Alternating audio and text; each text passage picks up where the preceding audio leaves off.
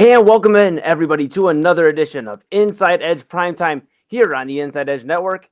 To my right, your left is Chad Bryan, and I am Eli Moon. And we have a lot to talk about here on this Thursday edition of Primetime. Thank you all for tuning in. Our apologies for yesterday. We were both very under the weather. So we are back rolling here with you this Thursday. We'll be back with you here every Monday through Thursday with Primetime. But a lot to talk about here today, Chad. NBA buzz with the trade deadline just happening, the Super Bowl, Myles Garrett, so much. But before we get into all that, how are you doing today? I'm good. I'm here. Man, it's just that time of year. It's like you never know. It's winter. It's super cold. It got a little warmer yesterday. I felt like that let some of the things out. It's like I don't know. I just It was a day. How are you doing? Yeah, Feeling better? doing a lot better. Doing a lot better. Excited to talk about all the goings of the sports world. I mean, just so much going on, and I'm very excited to have a chat about that. It seems like the Cavs weren't the only ones that made some buzz in the Eastern Conference. Celtics got better. Just teams ultimately getting better. So it makes you think, was the move for James Harden enough to get the Cavs over the hump here in the Eastern Conference? We'll talk about that, I guess. But Yeah. what before we dive into any of that, Chad, was the Cavs and James Harden, was that the biggest move of the trade deadline, would you say? Or I mean, was there a bigger move elsewhere? Maybe we're just kind of wearing our Cleveland glasses for a moment.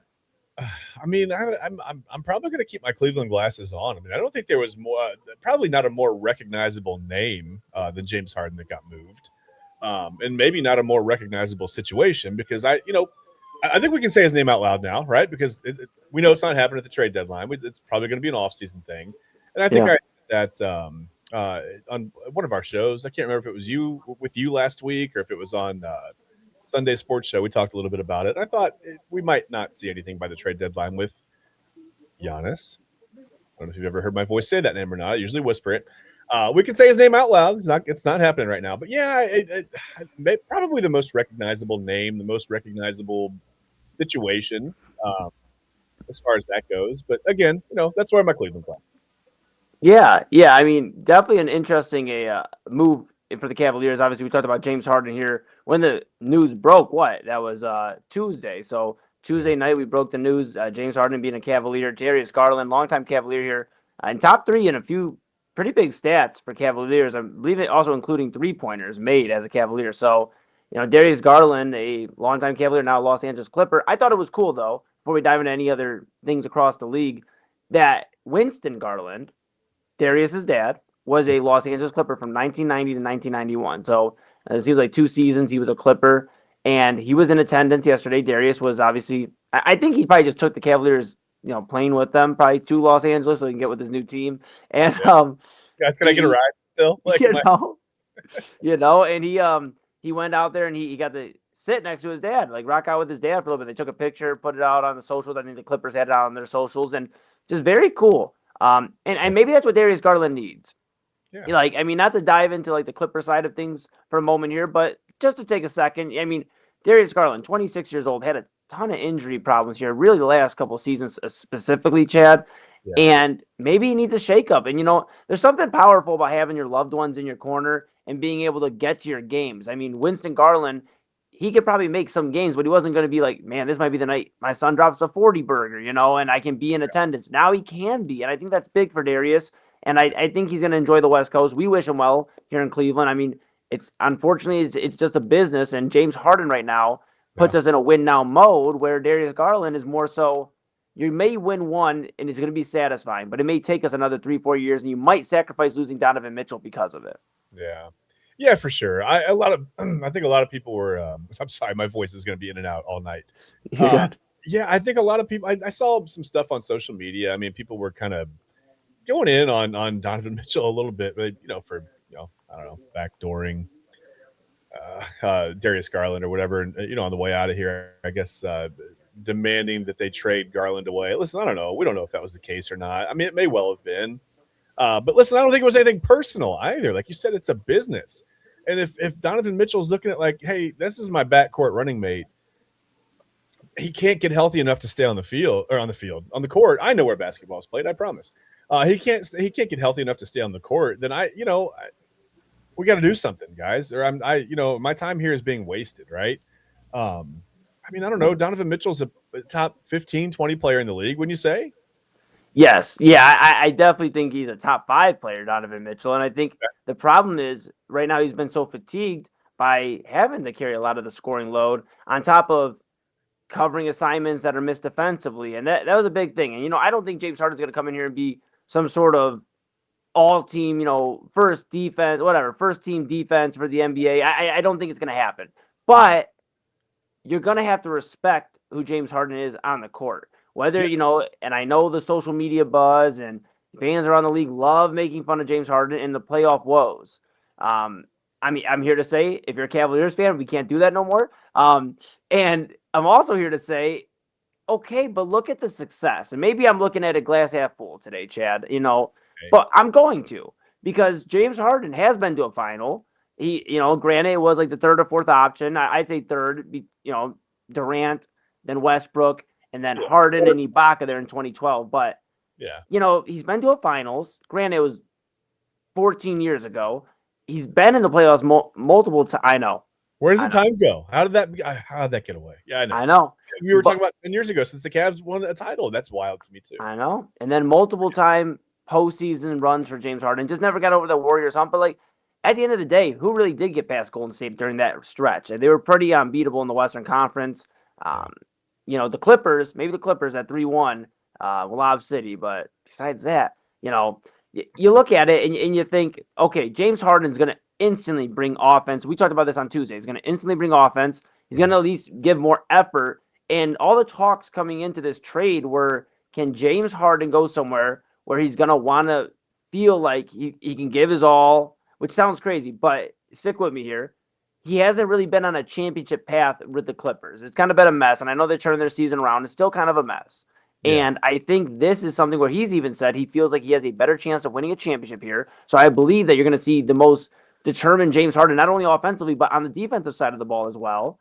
And you heard Donovan Mitchell even say he thinks their ceiling is higher, the Cavaliers. So obviously he approves of it. And the fact that, we didn't get Giannis, I feel comfortable saying it out loud, but we didn't get Giannis. We were able to at least keep Evan Mobley and Jared Allen for the second half run. So we'll at least get to see what they do. And then in the offseason, if you want to, whatever happens, we have to see what goes on. But if, the Cavs fall short, which obviously we hope not, but if they do, then you can look at trading Mobley, Allen, one of these guys. And obviously we keep talking about a kid from Akron, LeBron James, the King, out there in LA. And we can see bringing him back. By the way, what's that? He had a ton of hype when he was younger. Did he ever make anything of himself, by the way? Oh, yeah, was he all right? He just, you could say at worst top 3. I've heard people put Kareem Abdul-Jabbar up there in the discussion for greatest of all time. That's a different discussion. And, everybody out there listening right now, you can chime in, do the comments, YouTube, Twitter, Instagram, TikTok, and Facebook. We are on the Inside Edge Network at InsideEdge.net. So if you're tuning in, we really appreciate you. And Chad, I got to take a moment here just to shout out one of the comments here from Derpy501ST2. Maybe 501st too. But I'm just here for the YSU hat content. And thank you. It's one of my favorites. I like the logo too, Derpy. That's nice. Yes, absolutely. Absolutely. And Derpy, go ahead and give us a follow if you're not already. And stay locked in here with Chad and I. We are here Monday through Thursdays here on Inside Edge Network for Inside Edge Primetime. And we're rocking and rolling. This NBA trade deadline discussion. Chad, I think another thing that was interesting was the Warriors going out and getting Kristaps Porzingis. The fact that they were able to go out and get Porzingis, a guy that had very high expectations very early on in his career. It never panned out exactly how they wanted it to in New York, and he's made stops, as recently as even Boston.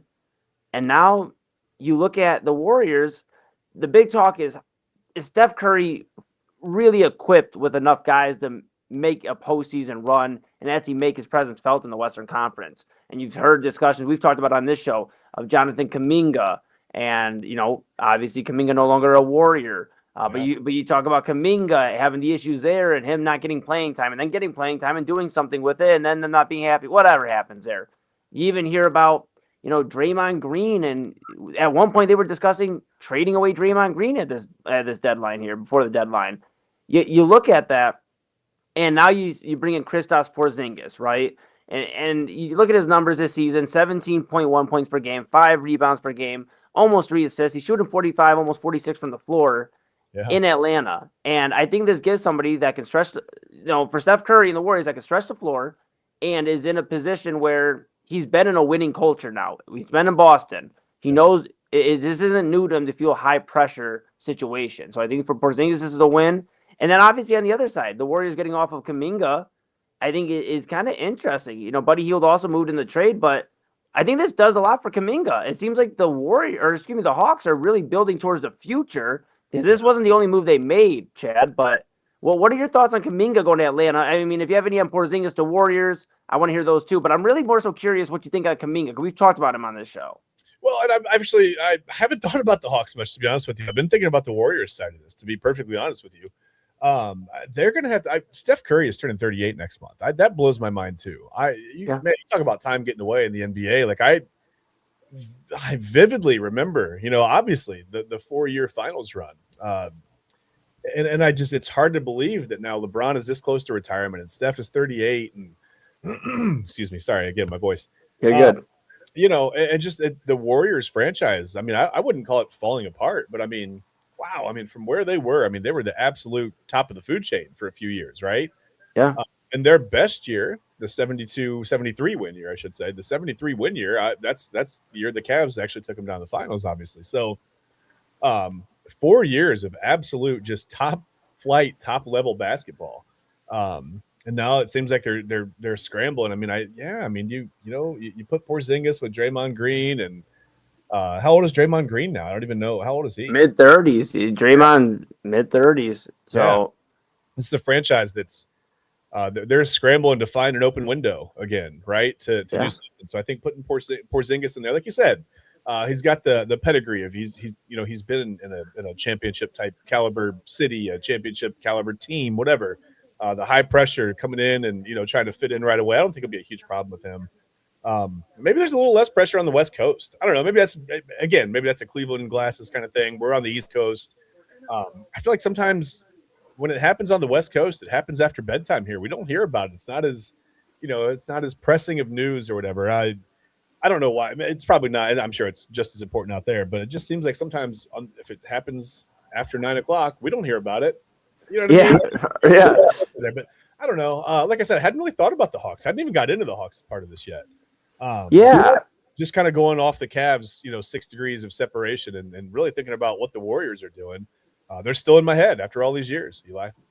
Yeah, I mean, I get it completely, but I gotta be honest. I've looked at the Warriors side. I think this, like I said, I think this helps Porzingis, stretches the floor for the Warriors. I don't know if this is a move that really gets them into that top 2 standing in the Western Conference. I mean, you look at Minnesota, you look at OKC, you look at Denver. I mean, is this a move that gets them over the top? I don't think so. They were definitely trying to fish for a bigger fish and Giannis, and they weren't able to bring him home to the Bay. So that's kind of where they're at there, but I just look at some of these other moves, and I mean, besides Porzingis, besides Harden, you look at like Anthony Davis being moved from Dallas, literally a year and 2 days or 3 days after he was traded to Dallas from Los Angeles in the Luka Doncic trade.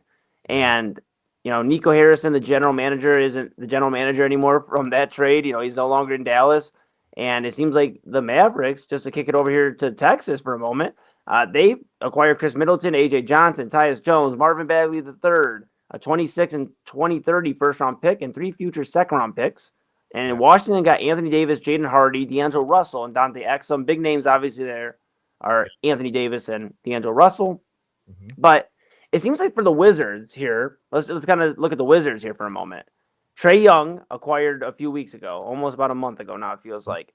And we were both stunned at that because it was like, okay, what are the Wizards trying to do? Why is Trae Young going to Washington? Okay. Clearly, this is just something he's going to do and be a free agent after. And, when his free agency is ready, he'll go somewhere else. He's just going to maybe play a little bit this year. Well, he hasn't really done much playing for Washington, obviously. And now you have Anthony Davis, who's probably not going to do much playing for Washington either this year. But what does this make for like the Wizards? Because we were looking at this team about a month ago, and they had Alex Sarr, the number 2 overall pick from last season. You have Bub Carrington. You have some of these guys that you're trying to figure out what to do if you're the Wizards. You're stuck in purgatory, it feels like. You've been stuck there since John Wall, Bradley Beal days.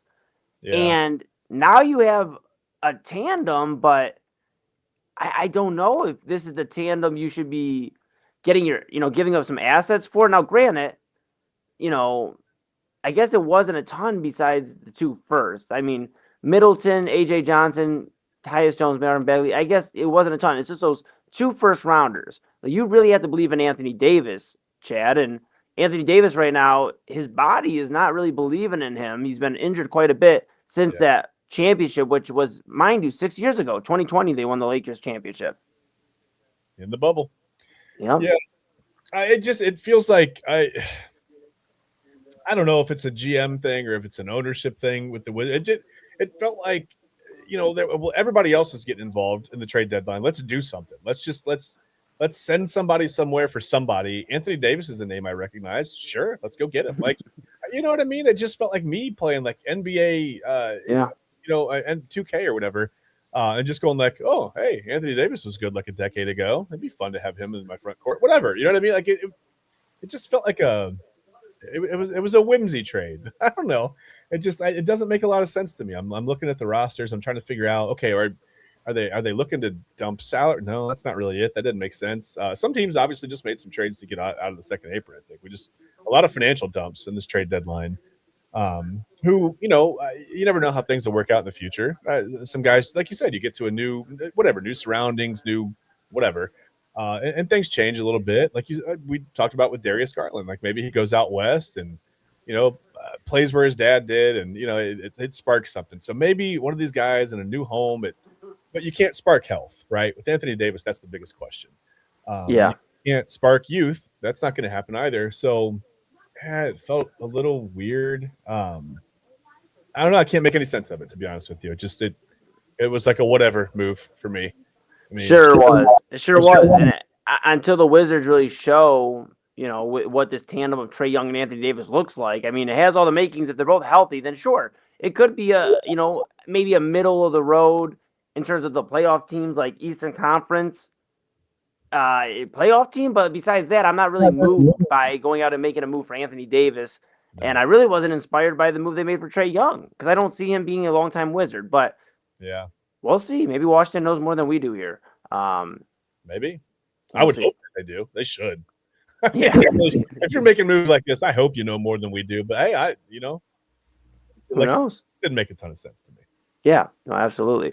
And a few other notable moves here. Obviously, former Cavalier was moved. Colin Sexton. He was sent over to Chicago with Ousmane Dieng, a 29 second-round pick, and two 2031 second-round picks. And the Hornets got Mike Conley Jr. and Kobe White. Former Buckeye Mike Conley, an elder statesman now in the league.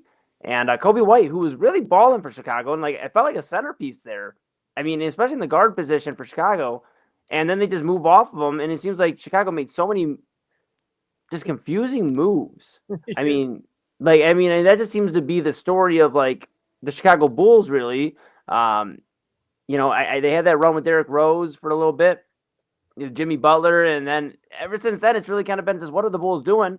They give up Kobe White. I guess they get a few seconds ultimately in this trade, but it would be great. Listen, if in the NBA a second round pick did anything for you, that would be fantastic. I mean, then they have they just have a sort of a weird kind of a lopsided roster. If a couple of second round picks would help you to build, then that would be fantastic. But you rarely see anyone picked in the second round in the NBA make any kind of an impact, really. It happens. It's few and far between. So I don't think that, making moves and pulling in a couple of, I don't know. That's another, this trade deadline was so busy for me with a lot of things that just kind of made me go, what? Yeah. I don't know. That's true. So this, though, the one that definitely stood out to me that wasn't a Cavaliers move was the 76ers trading Jared McCain over to Oklahoma City. The trade, it was McCain over to OKC. Philadelphia gets a 26 first rounder and 3 future second round picks. And OKC just has first round picks at disposal at this point. And they've loaded up their roster to where it is a championship roster. They won the championship last year. And probably going to win it this year.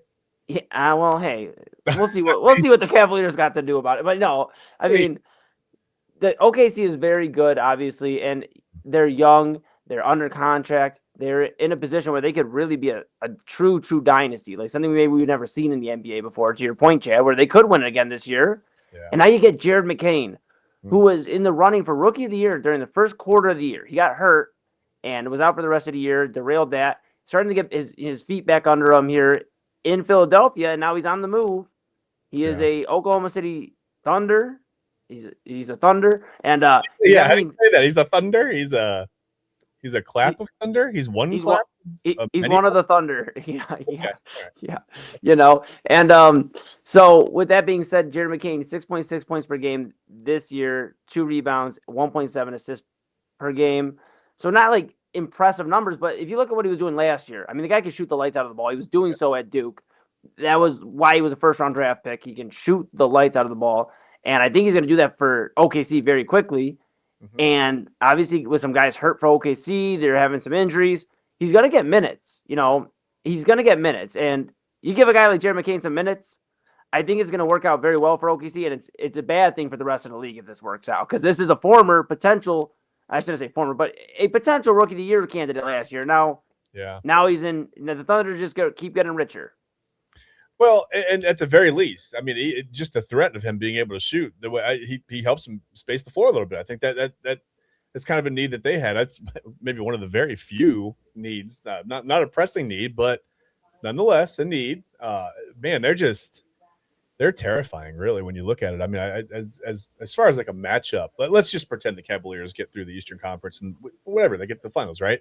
Oklahoma City is a nightmare matchup. I mean, in a lot of different ways, and obviously having an extra guy to help space the floor and create some room for everybody else to do whatever it's just, I don't know. I don't see the Cavaliers. Well, we're not talking about the Cavs right now. We'll talk about that later. Yeah. Hey, we're talking about the Thunder right now, Chad. Everything goes back to Cleveland for me. I've got my Cleveland glasses on tonight. That's right. Yeah, I'm just a little. I'm not disappointed that Giannis didn't end up here, because I didn't really expect it, to be honest with you. It was fun to speculate, pontificate, if you will. But yeah, I don't know. I just, man, if he's here, you're thinking like, okay, now here we go right now, right? The Cavs probably are better. It's just, I don't know. I don't see them being an Eastern Conference Finals team right now, but we'll see. We'll have to see the impact of James Harden, and we'll see the impact of Dennis Schroeder and Keon Ellis. Schroeder with 11 points. I mean, very effective. Had 3 steals in the game yesterday. Keon Ellis also getting a few, I think, steals as well in the game. So Cavaliers, the new additions looking good in a win. I mean, they handled the Clippers pretty well. Yeah. And I like Schroeder's mean streak. He's got kind of like a mean streak to him, man. I don't. He's not whatever. The game isn't totally overwhelming. It's not like he's not going to be a top flight point, whatever. But I just like, he's just got this, like, psychologically, right? He's kind of like he's just got this killer instinct that I like him. I've always liked him. Back when he was a Cavs opponent. I mean, guy I've liked to watch play for a long time now. Absolutely. We'll see what they continue to do for the Cavaliers. We'll see what James Harden does in his Cavaliers debut Saturday. Yeah. So he debuts Saturday. Very exciting stuff there for Cleveland fans. And that was kind of our trip around the NBA. Just kind of giving our quick thoughts on the trade deadline. Just a lot of things going on. Yeah. We didn't even talk about Boston. We mentioned them, though. Vucevic on Tuesday going to Boston from Chicago. So I mean, it's going to be an interesting Eastern Conference. So we'll keep an eye on that. But when we come back, Chad, we're going to take a quick pause here. We're going to let everybody get a refreshment, grab whatever they need to. We appreciate you tuning in here on Inside Edge Primetime. When we come back, we're going to talk about Myles Garrett, because he did something pretty cool tonight that we kind of expected, but we'll see. And let's see if everybody else can guess what we're talking about. And we'll talk about all of the NFL stuff going on, including the Super Bowl coming up this Sunday. Chad will hold on to his prediction until Sunday on the Sunday Sports Show with TK and Ryan. However, I will give my prediction tonight. Is it Patriots or is it Seahawks? Find out in a little bit. And we have a very special Olympics update from our very own AA Anthony Alford coming back from the break. So we're going to take a quick pause. That is Chad Bryan to my right, your left. I am Eli Moon. This is Inside Edge Primetime here on the Inside Edge Network. And we will be right back after this.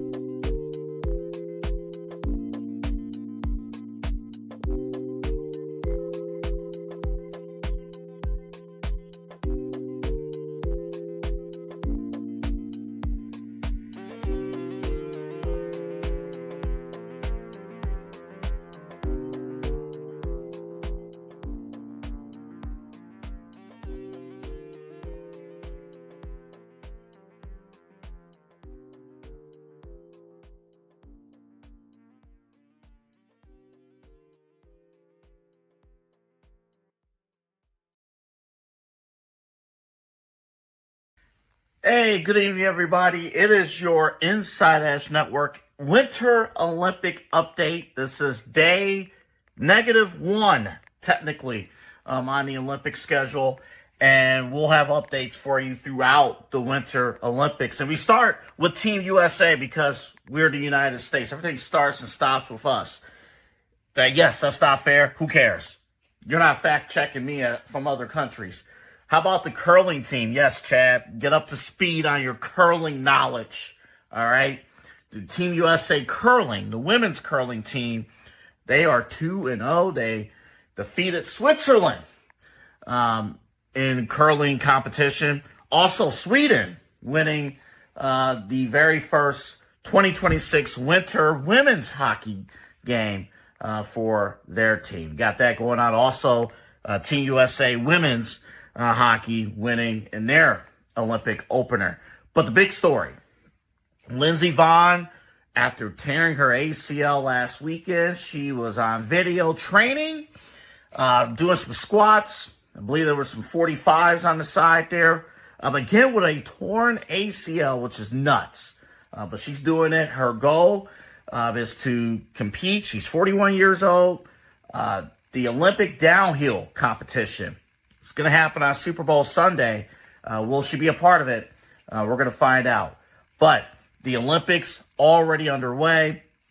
Before the opening ceremony, speaking of the opening ceremonies, that will take place Friday afternoon on NBC, 2 o'clock.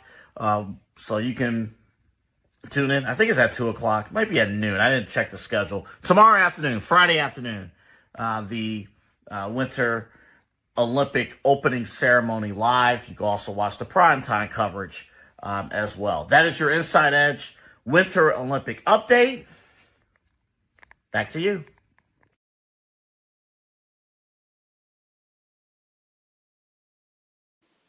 And welcome back to Inside Edge Primetime here on the Inside Edge Network. To my right, your left is Chad Bryan. I'm Eli Moon, and as you can tell, we're both recovering from being under the weather. But we are here with you Monday through Thursday here every day of the week, those days of the week, for an hour. And yes, here on the Inside Edge Network at Inside Edge Net on all the socials. Yes, we just talked a ton of NBA trade deadline buzz. If you just missed it, it'll be on the full recap. Make sure you check it out on YouTube. And yeah, with that being said, Chad, we have some stuff to talk about before we get into the big game, before we get into the Super Bowl. And again, before we get any further, thank you again to our Olympic correspondent, AA Anthony Alford, our program director, for breaking it down. You know, obviously a big, yeah. You know, we should have sent him to Italy. I think. You know what? I maybe next in 4 years from now. You know, maybe. Yeah, I was like, not next year, but you know, you're there for the Olympics. That's fine. Another thing I want to mention here too, Chad, before we get off track, We're off is track. I don't know if you can see this stamp right here on my hand. Yes. It says Mahal's. Well, that's good. You're gonna hurt your wrist, man. Yeah, I know. I don't know how I just did that, but so me and Papa Moon went out to a show earlier tonight, and shout out my guys at Cherry, Joey James and company. They rocked out, and Mahal's is amazing. Now, the one thing is the stamp, though. I'm going to have to make sure when I get off the show, I give a nice wash into the hands and get the stamp off, or Oh, yeah. could be a problem. But with that being said, let's not get off track. Let's get back to where we were. And the NFL awards were tonight, Chad. And there were a few Cleveland Browns up for discussion for the award. And two, you could say, were front runners. The first one I'll start with here is Myles Garrett. He won the 2026 NFL Defensive Player of the Year. And obviously after getting the single season sack record, being the record there, this doesn't really surprise anybody, Chad. Are you surprised? No, not at all. You can't break the single season sack record and not be named the Defensive Player of the Year. As much as people care about the Cleveland Browns around the rest of the NFL, I still feel like there would have been a little bit of an uproar had that happened. Who else would even have been in the running? Right? Yeah, I mean, not really T.J. Watt this year or any of those guys. It seemed like it was Myles' year to win. Yeah, for sure. And obviously Myles brought home the award. This is the year we probably felt the best about it. So we'll see. Jimmy Haslam said Miles is going to go out there and break the single season sack record again next year. So we'll have to keep an eye out for that. But with that being said, like I said, he wasn't the only Cleveland Brown up for discussion. There was a Defensive Rookie of the Year award discussion that was going on, Chad, and obviously our Carson Schlesinger was available for that. And I just got some great news here. Carson Schlesinger and the Cleveland Browns, with Myles Garrett included, went 2-0. Nice. They went 2-0 today at the NFL Awards, tonight at the NFL Awards. He won Defensive Rookie of the Year. So the Browns, obviously a defense that we felt pretty good about all year. I mean, a few mental lapses, but besides that, felt great about for the most part. They bring home the awards, and does this one surprise you either, or were these kind of the ones that? Okay, cool. No, not at all. Cool. Schlesinger, I mean, he, like you said, green dot as a rookie. I almost said as a freshman. As a rookie, I mean, he made an impact immediately in the middle of that defense, and we had kind of hoped that he would. But when they first drafted him, I'll be honest with you. Again, if it happens on the West Coast, sometimes it escapes me, right? It's not that I'm not up late. Sometimes I missed the West Coast news, and I thought Carson Schlesinger. Okay, right? And so I started I watched some video. Yeah. Man, he does a good job of like staying with tight ends. Like he's big enough to bounce a tight end coming over the middle, whatever, maybe get him off a route. Hits really hard. He's good against the run. I was like, okay, well, Mary, now I'm kind of excited about this guy. Like he can defend on two levels, right? Like he can defend the intermediate pass game. He's kind of fast enough to stay with some slot receivers in the NFL, maybe not all. And I was like, maybe this guy might do something. I never thought he would be the defensive rookie of the year. But here we are. And now the future feels really bright. And Eli, are you telling me there wasn't a Browns offensive player up for? No, there wasn't. There was not this year. But we'll keep an eye on it. Todd Monken, obviously in charge now, the Cleveland Browns. Two Pro Bowl quarterbacks. How can that be? Okay, I'm done. Well, that's a different discussion for a different day, Chad. But the good news is, like I said, Mr. Monken, Coach Monken is in charge, and we'll see what Todd Monken can do with the Cleveland Browns offense. And maybe we'll have at least one representative, maybe for an offensive rookie of the year. They have the 6th overall pick. Do they go receiver there? I mean, let's just save the draft talk for maybe next week. We got some good football stuff to talk about here today. And the Browns were involved in that. And that's very rare this season. Yes. So with that being said, there was an MVP discussion, Chad. And it was between Matthew Stafford and it was between Drake May. Stafford, the Los Angeles Rams quarterback, the veteran, the grizzled veteran. And then you have Drake May, who obviously in his second year is in the Super Bowl. He's playing this Sunday against the Seattle Seahawks. And for those at home that were wondering, it was Matthew Stafford of the Los Angeles Rams that brought home the MVP for 2026 for the NFL. It was a very, very close race, but he ended up taking home 24 of the 50 first place votes. Drake May got 23. Did they make the right call here? Do you think Stafford over May, or do you think May should have got the nod, Chad? It's up to you. Do you want to argue about this like Dan Orlovsky and Mina Kimes did a little bit earlier, or do you want to agree? It's up to you. Listen, I think it's Matt Stafford. Drake May was very, very, very good, no doubt. The Patriots also didn't really play a top defense until they got to the Broncos, all the way in the AFC. Listen, they're still NFL players. They're still good teams. But I think Matt Stafford. I think the Rams just played some better competition along the way. If that's really what it came down to, then you can see why the vote was so close, because Drake May played well, but Stafford got the nod. Yeah, I guess at the end of the day, I do think that's right. I don't want to agree with. I mean, Dan Orlovsky went in on Mina Kimes, but I actually agree with what he was saying, and I also agree with her. I think they both were very, very good, right? And I'm not surprised it was kind of almost a split decision. I mean, it was right down the middle. Like you said, the first place votes were very close. Going either way, and I would have been fine with it. But yeah, I guess at the end of the day, Stafford probably had a little bit of a nod over May. Yeah, sure. Yeah, and and I think with Stafford, I'm not saying at the end of his career, he even was saying, after taking the award, that, or accepting the award, that he's not considering retirement right now. He's ready to play, and so, but you got to think he's in his mid-30s, late 30s. Matthew Stafford is nearing the end of his career. Yeah. And I hate saying this because it doesn't mean it's right, because this may have been his best year to have as a pro, and maybe he deserved the award. But he went up against Matthew Stafford, who's 37, just turned, he'll be 38 in 2 days. February 7th is his birthday.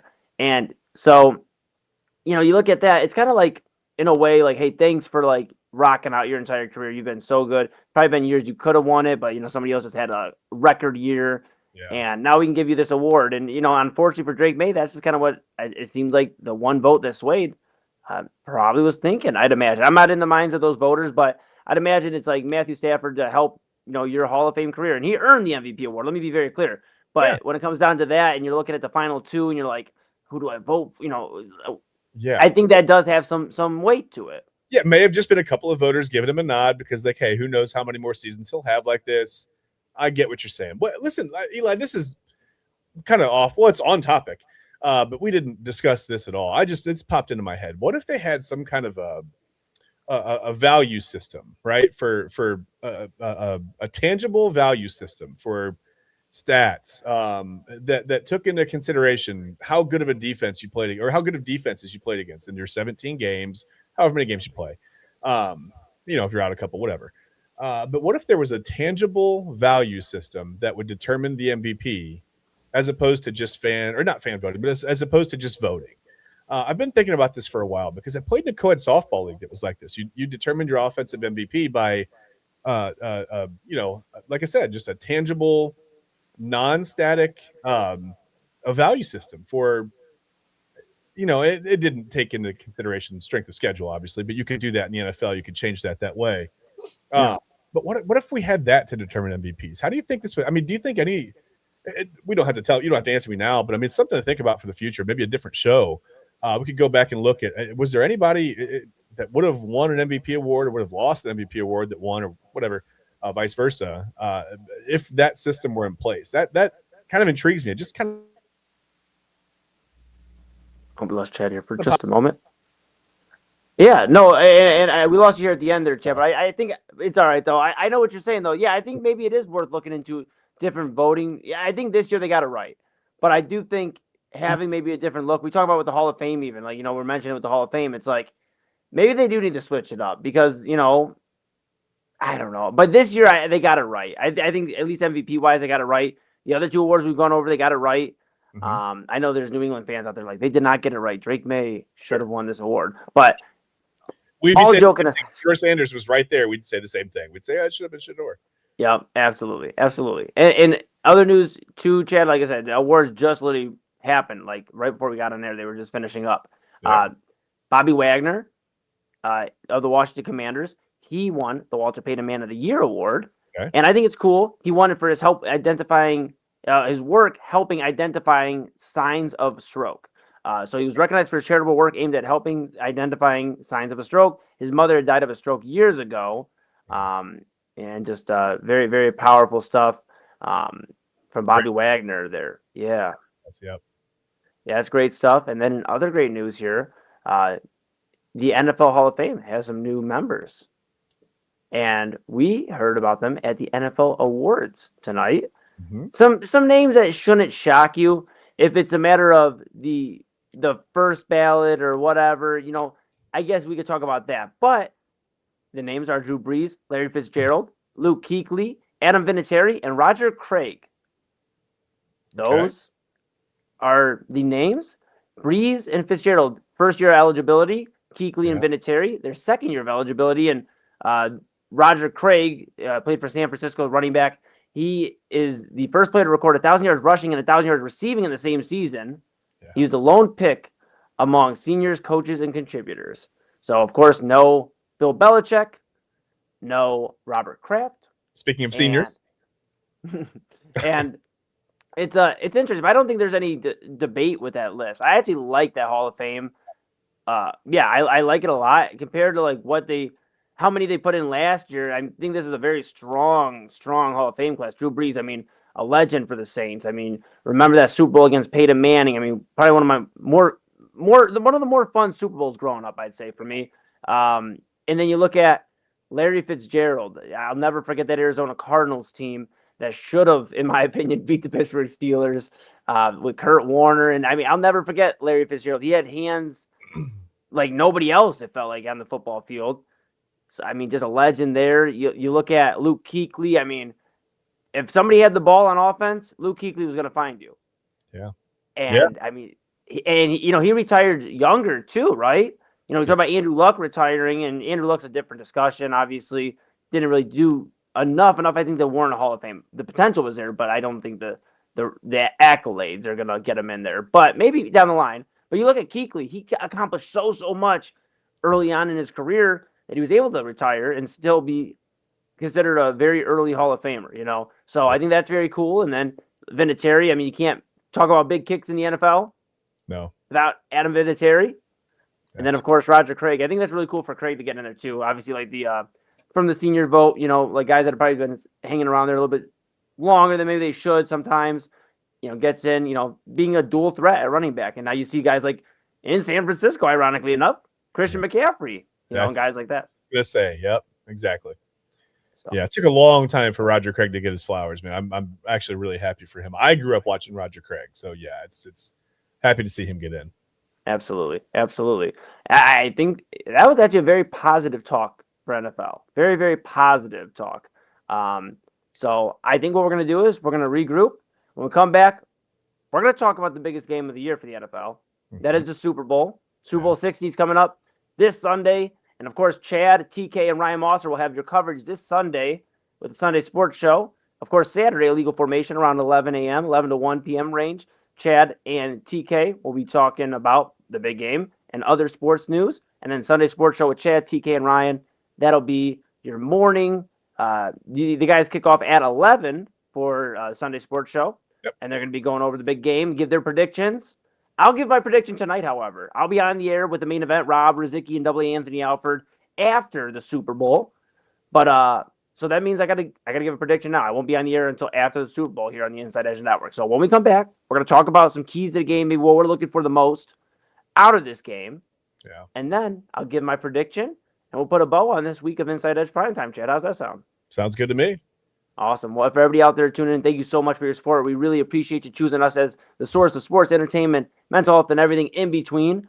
We are going to take a quick pause. When we come back, Chad and I are going to discuss Super Bowl 60, Seattle Seahawks, New England Patriots. A lot going on.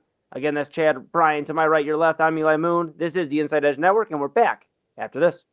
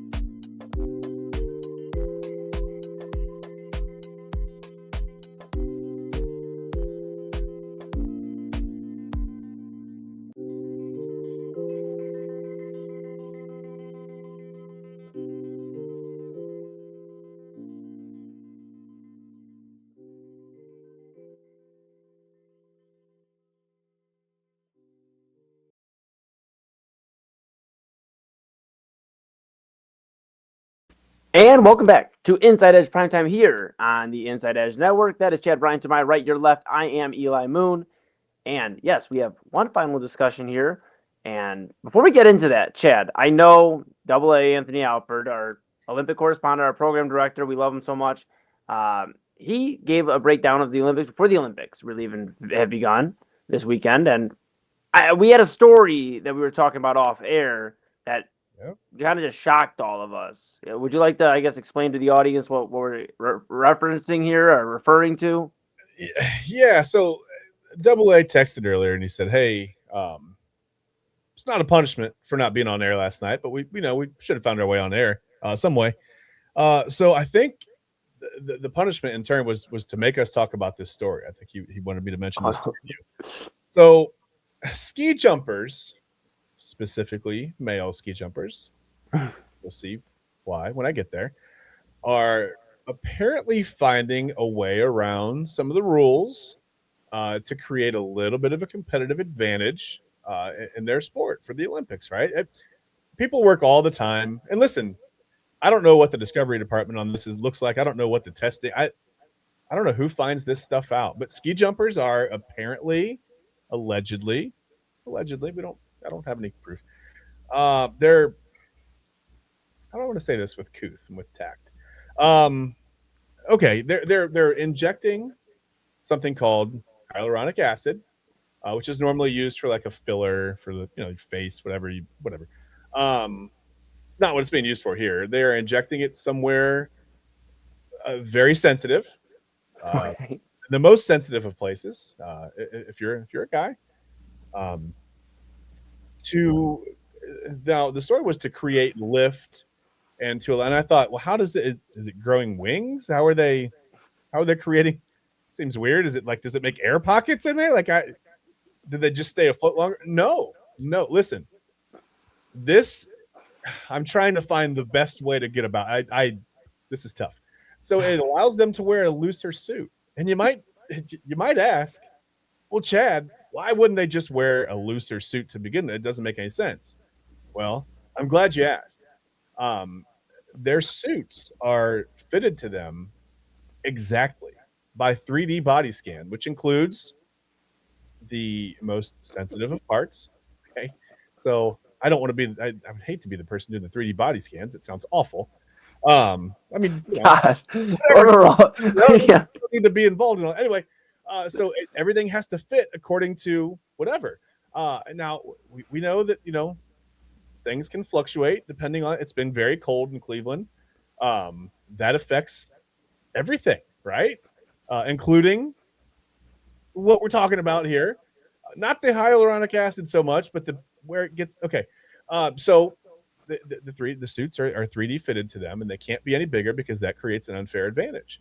So when they inject it into the whatever, it's a filler, and it's I made it engaging versus engorging joke earlier, and unfortunately that's the thing.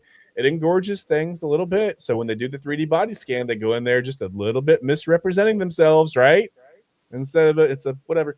And so this allows them to wear a little bit larger suit. And then on game day, event day, whatever you want to say, when they go to do the ski jump, their suit has a little bit of an extra, right, down there because there's a little more room than there would have been. So this is apparently enough to create a little bit more drag in the air, a little bit more. It's a sail effect, right? This is really uncomfortable, but that's the basic gist of what I'm glad I said gist. I'm glad I pronounced that. That's the basic idea of what they're doing. I don't think Chad, we break it down or I think further. I think the only thing I got from this is we may have our first attempt of foul play at the Olympics. Yeah, that's extremely foul play. Listen, I don't know what the long-term side effects are of that. I know generally speaking, when you use hyaluronic acid as a skin filler, there are no long-term effects known.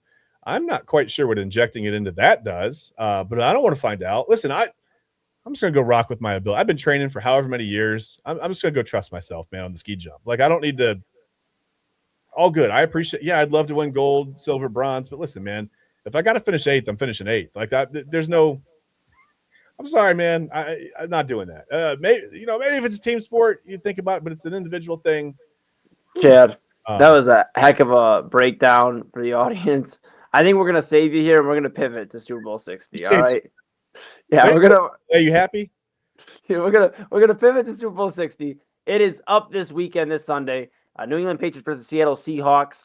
Drake May, second-year quarterback. Mike Vrabel, first-year head coach for the Patriots. He's coached for the Titans, obviously, but a Patriots player who's won a championship, trying to win a championship in his first year as a Patriots head coach. Drake May trying to win a championship. And on the Seattle Seahawks side, you got Sam Darnold, who was at one point starting to be considered a journeyman, and now is looking to change the narrative completely with this win. And you got Mike McDonald, obviously completely changing the narrative there in Seattle, changing the way that the Seahawks franchise is looked at right now. It kind of going through a little bit of a slump for the last 5-6 years. I mean, decent teams, good teams, but never like Legion of Boom level. And now it feels like they got the offense is really strong with Jackson Smith and Jigba, who just won Offensive Player of the Year tonight in the NFL Awards show, NFL Awards presentation, whatever. I guess my question to you, Chad, is as we're up against it here on our primetime edition on this Thursday, what is your biggest thing you're looking for in this game? What a key or a storyline or what is your most excited thing you're looking forward to in this game? Well, it's going to be Drake May against the Seattle defense for me. I'm intrigued to see because we've seen Drake May have some games where I don't want to say went away, but where he seemed a little less effective than maybe you would expect. And I think that was somewhat of a byproduct of not playing a whole ton of great defenses all year. A lot of the Patriots opponents defenses were the bottom of the barrel in the NFL. Again, still NFL teams, bottom of the barrel in the NFL is still pretty good. They're still the best of the best out there.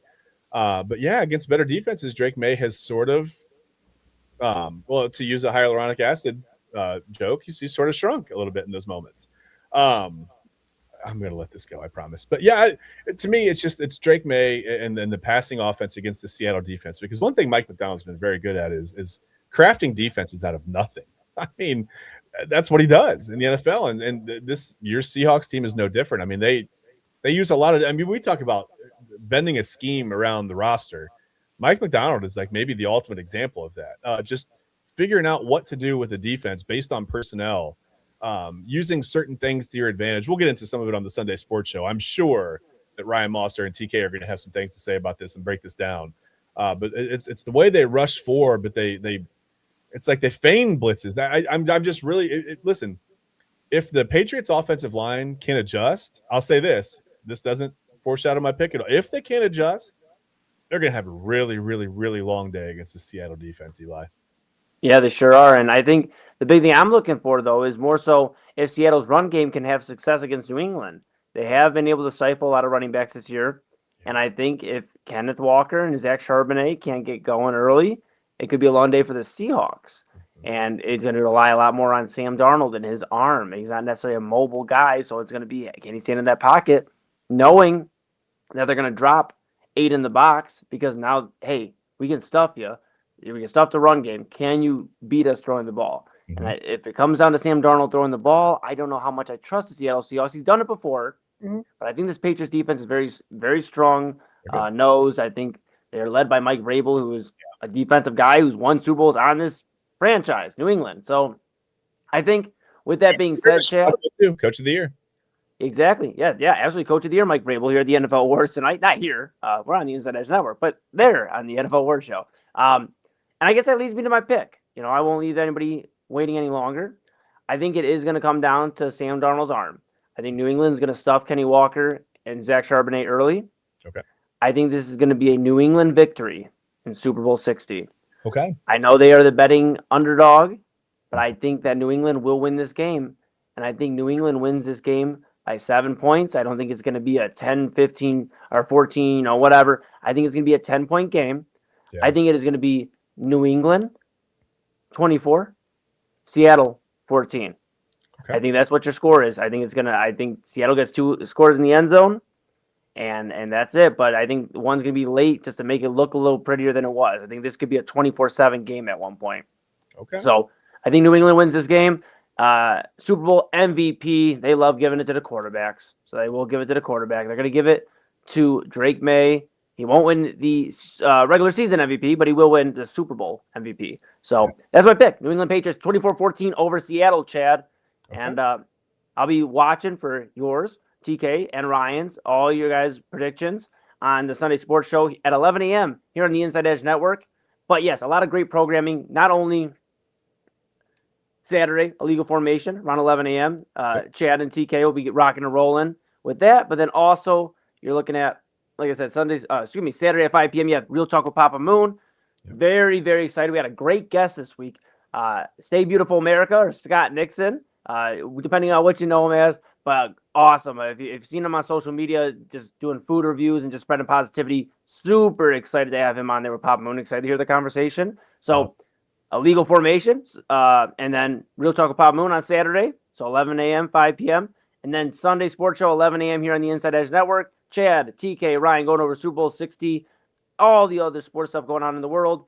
And then main event after the Super Bowl, Robert Zicki, AA Anthony Alford, and myself, Eli Moon, here on the Inside Edge Network. So if you've been tuning in throughout the night, thank you so much, because we couldn't do this without you. We really, truly appreciate you.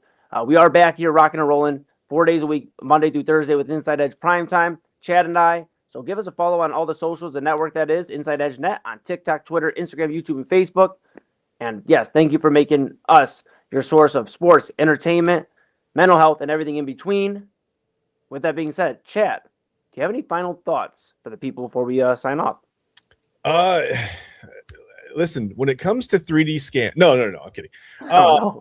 I'm just looking forward to the Super Bowl. I love. It seems like maybe this year, a lot of the commercials haven't leaked quite as much as in the past couple of years. I'm looking forward to that. Maybe that's a 3D scan thing too. Anyway, no leakage. That's not going to happen. Hopefully, it doesn't. That could be a long-term side effect. We don't know. We have no idea. Oh no. Not one day. Okay, I'm done. No, I'm looking forward to the Super Bowl. I'm looking forward to it's one of my favorite days of the year, to be honest with you. My wife is a casual football fan. She looks forward to Super Bowl Sunday. It's like whatever, get some food out, some sandwiches, some wings, some pizza, whatever. And just hang out and watch some football and enjoy the commercials. We're going to enjoy the halftime show. We're not going to pick anything apart. We're just going to, it is what it is. Don't get too worked up over it. So many people are worked up over this halftime show or over the counteracting halftime. Again, we talked about the other night on the show. It's not as big of a deal as we're making it. We really ought to just try to work together. But enjoy, because we don't see any football now. I mean, listen, we get the draft and you'll get some things, and Roger Goodell will be out there. He'll talk to people, whatever. We'll see some NFL. The NFL, as I've said before, they find a way to keep themselves relevant and in the news, right? There's all these calendar spots where it's this day in the NFL, it's that day, this day. We're always talking about the NFL. They've stayed very relevant. They're probably the best professional sports organization at doing that, to be honest with you, to keep themselves relevant all the way around the calendar. Except for hockey, which pretty much plays year round. There's no it's like the Stanley Cup finals stop, and like 3 days later training camp starts, and then you're right back up and going. So if you're a hockey fan, that's fantastic, right? But yeah, just enjoy the Super Bowl this weekend. Listen, it seems like the sports albatross, like after the Super Bowl, but we've got things coming up. There's the All-Star break in the NBA. That'll be fun. Even though I think it was cooler when I was a kid, but whatever. That's probably my nostalgia talking. March Madness is coming up, right? All the conference tournaments, all the buzzer beaters of the first round, especially. What a fun day! I love that first Thursday, Friday of March Madness. I love the NCAA tournament. Love it. I hope the format doesn't change too much. I know they've kicked around the idea, but I think it's one of the most perfect tournaments in sport. It works the way it is. The play-in games have. Whatever. I'm not the biggest fan. I liked it when it was the field of 64, but I guess there's nothing really wrong with giving a few more teams a shot to get in there and to make some noise or whatever. But listen, in the past couple years, we've had a 16 seed beating a 1 seed, right? Including my Purdue team. Not my Purdue. I'm not a Purdue fan, but I picked them to win the national title that year, and they went out and immediately lost to a 16 seed. I caught a lot of flack online. I caught a lot of flack in comments, and even from my co-host on the show I was on at the time for that. That was fun. Whatever, it happens. So a lot of stuff coming up. You've got baseball pitchers and catchers are reporting. The full team workouts are happening here in the next couple of weeks. So it's not a sports albatross. I mean, it seems bad because football's ending, but a lot of stuff coming up. So enjoy the Super Bowl, and then we can look forward to hopefully, I mean, if you're in a warmer area, God bless you, because we are deeply frozen here in Cleveland. We're looking forward to a thaw. I cannot wait for things to thaw. It's going to be 40 degrees next week, and I swear to you, Eli, I'm going to get out the sprinkler and I'm going out back. I'm going to put it right on top of the snow, and I'm going to get a beach chair out. I'm going to lay out and just catch some sun and put the sprinkler on me. It's going to feel 40 is going to feel hot. It's going to feel ridiculous. It is. Yeah, I'm looking forward to that, and just looking forward to spring in general, Eli. That's it. Absolutely, I love it. I couldn't have said it better myself. I just want to remind everybody. I just want to remind everybody to take care of their mental health. Look out for loved ones. Look out for everybody around you. Look out for yourself as well. Doesn't mean to be selfish, but take care of yourself. Because if you're pouring into everybody else and you're not taking time to smell the roses and take care of yourself as well, then you're not really living this life thing right. At least in my opinion, And I'm not here to tell you what to do with your life, but I think you should enjoy what you've cultivated here in this life and be gracious and continue to grow. But yes, check on yourself, check on loved ones, make sure we're all in communication. Community is huge. It's very important, especially nowadays with everything going on. So that's what I got. I'm excited for Super Bowl 60. Yes, I am super excited. First Super Bowl 60. We'll have all my thoughts after with the guys, Double A and Rob. Very, very excited for that. And just excited for good food, good vibes, and a very, very busy weekend for the network. So with that being said, for Chad Bryan, to my right, your left, I am Eli Moon. This is Inside Edge Primetime here on the Inside Edge Network. We will be back Monday with another edition of Primetime, but all weekend long, Chad, TK, Ryan, Papa Moon, and the main event guys, Rob, Double A, and myself, have you ready to rock. So tune in, Inside Edge Network, Inside Edge Net on all socials, and until next week, stay safe. We love you. This is Inside Edge Primetime on the Inside Edge Network. See you next week. Enjoy your weekend.